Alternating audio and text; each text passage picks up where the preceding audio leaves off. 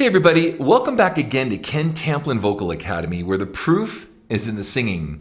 I'm having an absolute blast doing these isolated vocal stems and doing a tutorial and an analysis of these absolutely legendary things. And when I listen to this stuff, I'm just like blown away at how epic and cool they really are. I mean, it's just, I don't know that these guys knew that when they were creating these songs, how much influence and how much longevity these things would have throughout rock and pop history. But with that said, next up is Robert Plant, Led Zeppelin, and the song is called Ramble On. Now, I did a version of this myself. I will put it in the description. You can see how well I did or didn't do, and you can compare it to the original. But before we get started, if you wouldn't mind, please like and subscribe to my channel. That'd be really cool. And I have a singing course, and the course is called How to Sing Better Than Anyone Else. And you can find it right here at KenTamplinVocalAcademy.com.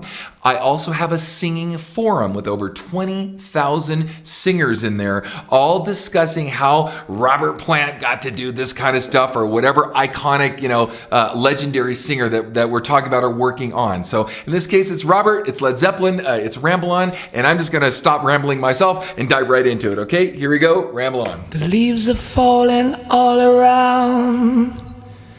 Time I was on my way.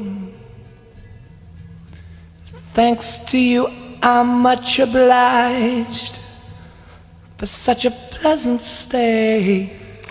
Now listen closely to how gentle. Leaves are falling all around. It's time I was on my way. Thanks to you, I'm much obliged. Such a pleasant stay. But now it's time for me to go.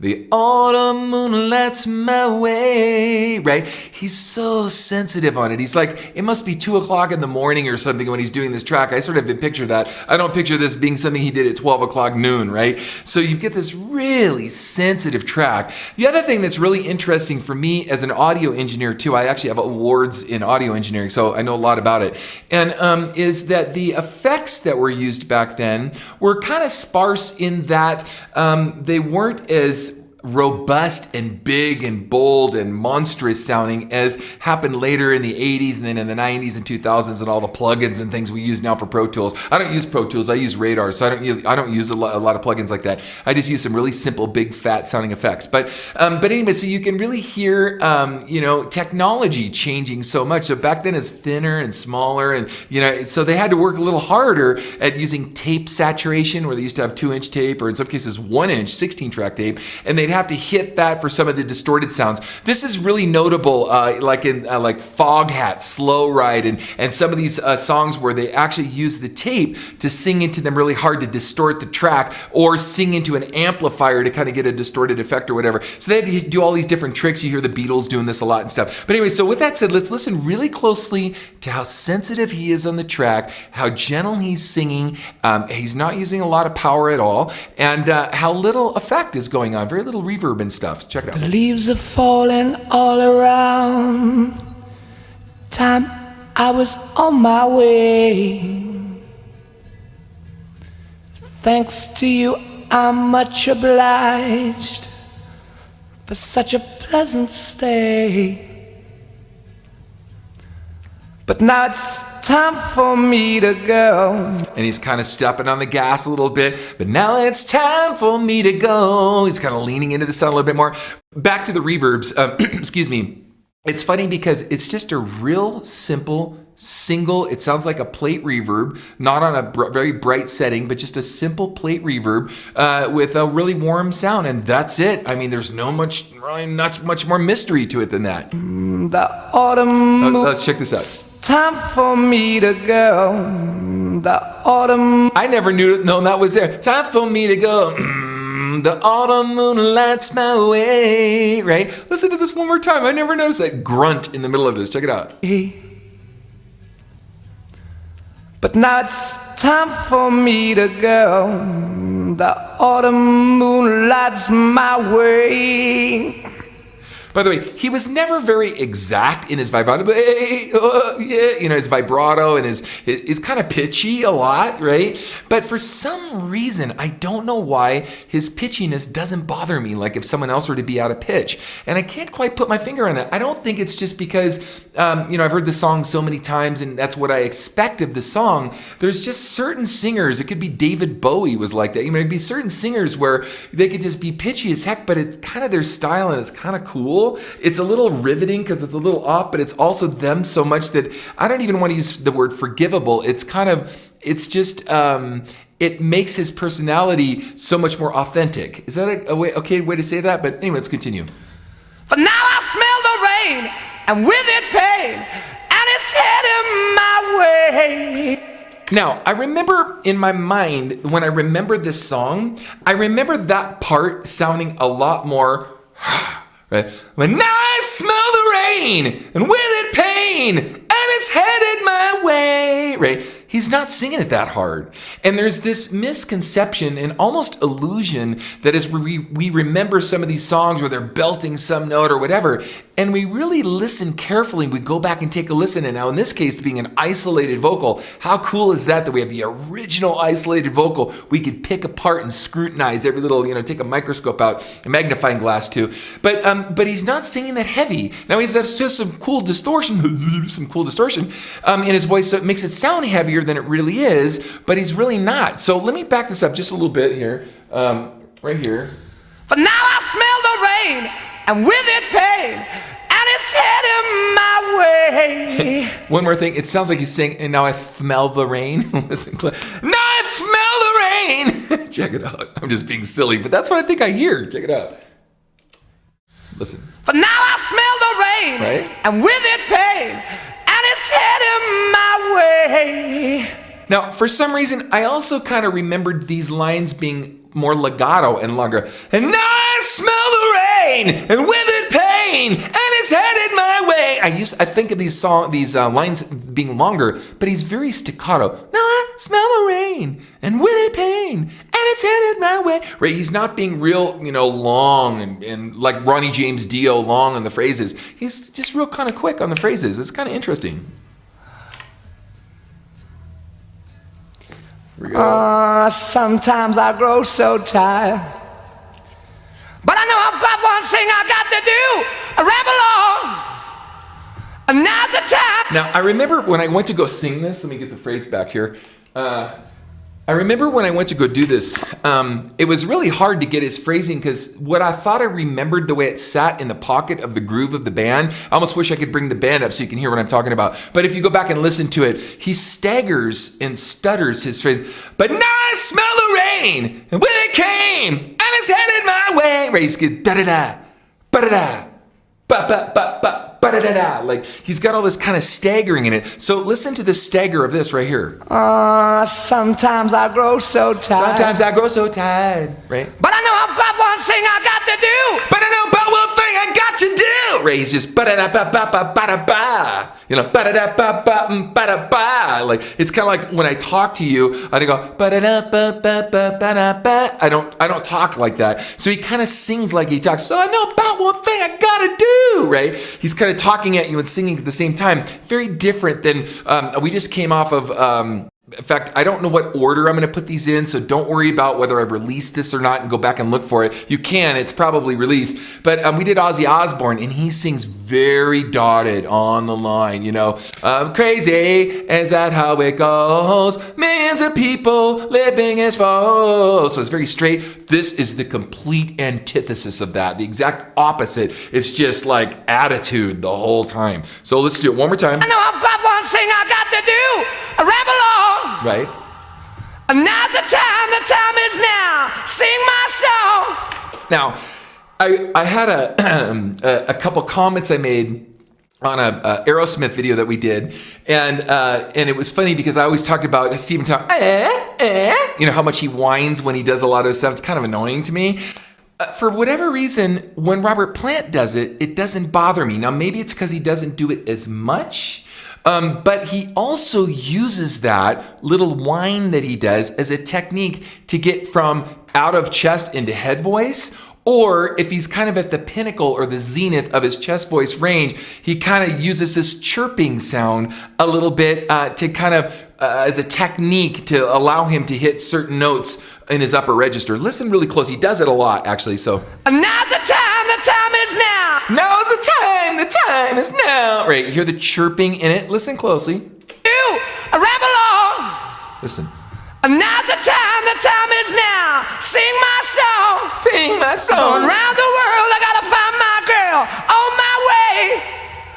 I've been this way 10 years to the day. Ramble on. See, he's kind of talking. I've been this way 10 years to the day. Ramble out. You know, he's got this kind of talking, rappy kind of vibe going at you, coming at you, right? I find the queen of all my dreams. Got no time for spreading roots. Now, it's kind of interesting. Like, I never noticed all this stuff. If I didn't have this isolated vocal track, I'd never know that he accidentally, it sounds like he either hit the microphone, right? Or he has what we talked about a plosive, and we've talked about other singers. When they want to get intimate on a microphone or on a sound, they get really close. Times are spreading roots, right? So listen to this plosive. It's a mistake, but they left it in the track, probably because the performance was so cool and they didn't want to have to go back and try to reduplicate it. Listen closely. On my way. I've been this way 10 years to the day. Ramble on. Here we go. I find the queen of all my dreams. Got no time for spreading roots. For spreading roots. Hear that? The time has come to be gone. And though our health we drank 1,000 times, it's time to ramble on. It's cool. Oh yeah, then there's a big instrumental break. Let me go past that. Here we go. Here we go. Ramble on! Back to the chorus. And now the time is now. Now, something else that's really interesting about Zeppelin, let me back this up, is they really didn't have a lot of choruses, almost like no choruses. Now, this would be considered a chorus, which is unusual because Zeppelin doesn't really have a lot of choruses. Stairway to Heaven, like all their songs, Levee Breaks, whatever. But if you notice too, almost no background vocals. Everything was single line, right? That's pretty hard to do, to have all those iconic songs have basically, instrumentally speaking, a three-piece band, guitar, drums, and bass of John Paul Jones. He'd play keys too on some stuff. And, you had harmonica when he decided to play harmonica. But all that said, like basically a three-piece band like Van Halen, right, where it's everything is a single vocal line, and there's no big monstrous background vocals to come and save you. And I know Plant did play harmonica. I know that John Paul Jones would sometimes play like key bass or bass with his foot and some key stuff, kind of like Geddy Lee did that a little bit too. But I point that out because you've got a three-piece band throwing down all these cool different rhythmical things and a single vocal line. Pretty hard to pull that off. Ramble on. And now the time is now. Sing my song. It's all different. I'm going around the world, I gotta find my girl. See what I mean? I got around the world, I gotta find my girl. Right, everything's all these staggered, stabby sort of, phrasing vocal lines. On my way. I've been this way 10 years to the day. I gotta ramble on. I gotta find the queen of all my dreams. See, find the queen of all my dreams. You kind of tell he's kind of... Now, if you watch some live performances of him, he does that a lot because he can't reduplicate the stuff that he did in the studio. We talked about the tightrope walking act. He did all this crazy stuff in the studio, and there's a lot of, let's just say superhuman stuff that he did. And I've done a lot of Zeppelin stuff. By the way, I did this version. I don't know if I mentioned this or not. I did a version of this. I'll put that in the description. So check out my version of this. I did quite a few Zeppelin tunes. So maybe I'll post all the Zeppelin stuff in the description so you can check out different Zeppelin things I've done. But I know that there are a lot of his epic pieces that are really hard to sing that he didn't come anywhere near some of those notes live. And Zeppelin really didn't, I don't know if you guys know this or not, is even though they're so iconic and so legendary this many years later, I think their total touring time was 3 or 4 years, maybe 5 years. The band didn't tour that long, so it's amazing back in the early 70s that they only had a run of 4 years of touring, maybe 4 years. Someone correct me on that, but put it in the comments section. But very short period of time. And in that we have some video of him here and there of him singing stuff. I did a Vocal Coach Reacts to Robert Plant, and I have some footage, and I did, how to sing like Robert Plant. I got some live footage, so you can check some of that out, or just go online and search it. But you're going to find he didn't sing anywhere near like some of the stuff he's doing like this. So I try to teach you guys how to get to all these places live so that you're not kind of cheating or ducking a lot of notes and disappointing fans when you sing your stuff live or sing a cover song live. But I wanted to point that out. So let's see where we are here. Here we go. I ain't tell you no lie. I tell you no lies. Like just some random thing. Let's move it forward again. Mine's a tale that... We can back this up. Back this up. Here we go. Now mine's a tale that can't be told. My freedom I hold dear. I never know. Freedom I hold dim. Right? Kind of sounds stonery. Doesn't he sound like he must be stoned a little bit? Because, you don't really stand on him. What's the next line? Oh, yeah. Right? Listen closely. It's kind of interesting. I've never heard this before. Check it out. My freedom I hold dear. How years ago, in days of old, when magic filled the air, just in the darkest depths of Mordor. And in his defense, when the guy is on, he is on. And in the darkest depths of Mordor, right? He can get to those clean tones up top. Now, he has a really naturally high voice. I don't. I have to work at my notes. But it's interesting that we talk a lot about people that sing with distortion and predominantly sing with distortion in their upper register to belt, that they can't get back to a clean tone. Well, Robert can get back to a clean tone. So he was able to negotiate going back and forth between dirty and clean, and we just heard him do that just now. Let's continue. I met a girl so fair, but Gollum, the evil one, crept up and slipped away with her, yeah. See, I can just, yeah, sometimes I grow so tired, right? So I think there's a little under the influence going on there because it's really psychedelic if you listen to it closely. But anyway, that's also kind of what made the sounds, whether that was the Doors, and even later, like Nirvana and some of the other bands, the grunge era, a lot of bands, Janis Joplin, you name it, there was a lot of, in the Garden of Eden, baby. Story has it that it's really supposed to have been in the Garden of Eden, but he was so stoned he couldn't sing it, so it's in Agata Davida. So I think we're kind of experiencing a little bit of that here. Here we go. What's coming up next here? Right here. And ain't nothing I can do now. I guess I'll keep on rambling. I'm gonna,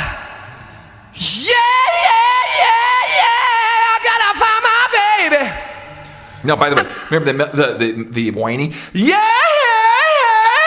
He does a lot of that, right? And he does that to kind of throw those little H's in there so he can get back to those notes and keep the throat open so he can go back to get the range that he was just singing. So he's not locking his throat down or locking the larynx down to inhibit his ability to go back up. Let's continue. Gonna ramble on, I'm gonna sing my song, gonna work my way around the world, baby, baby. Do, my baby. Just ad-libbing, right?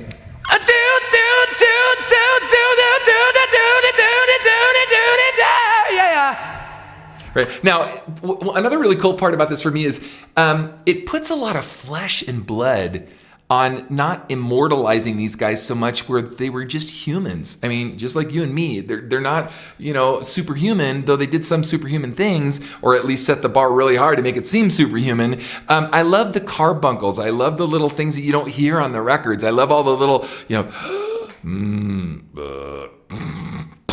all the little stuff in between, because you go, wow, the guy was human, and you could just see him in the studio, and you can almost be behind the glass, like in your mind's eye, looking at this guy singing, doing this stuff, going, wow, he's just like you and me. He just took it to another level, and he's just doing what he does best, right? I think we're almost done. I gotta keep searching for my baby.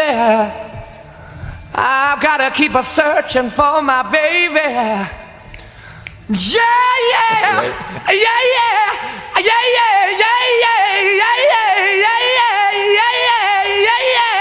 Now, no offense. These lines are not that epic, and they're not that cool, okay? No offense. These end lines right here.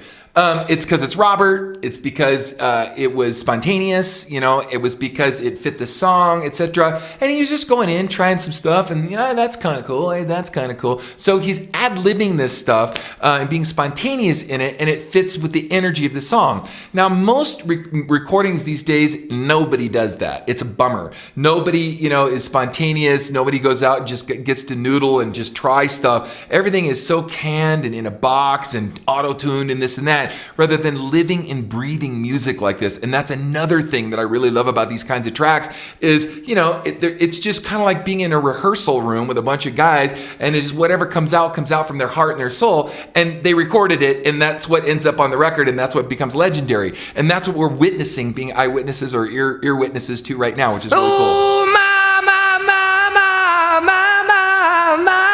Just trying stuff. Yeah. I keep rambling, baby.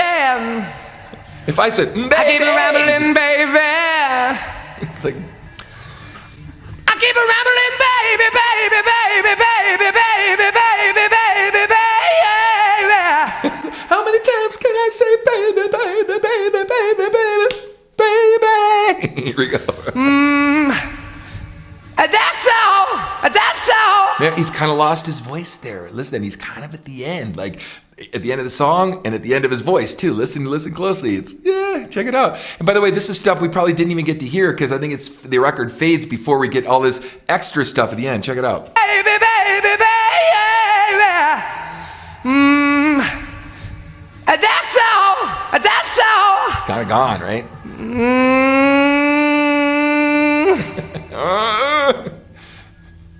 I think that was it. Yeah. So anyway, we got the luxury of hearing some stuff I don't think we can really hear on the record, which is really cool. Anyway, gang, if you like what you heard, please like and subscribe. I got more of these coming your way, and check out my next video.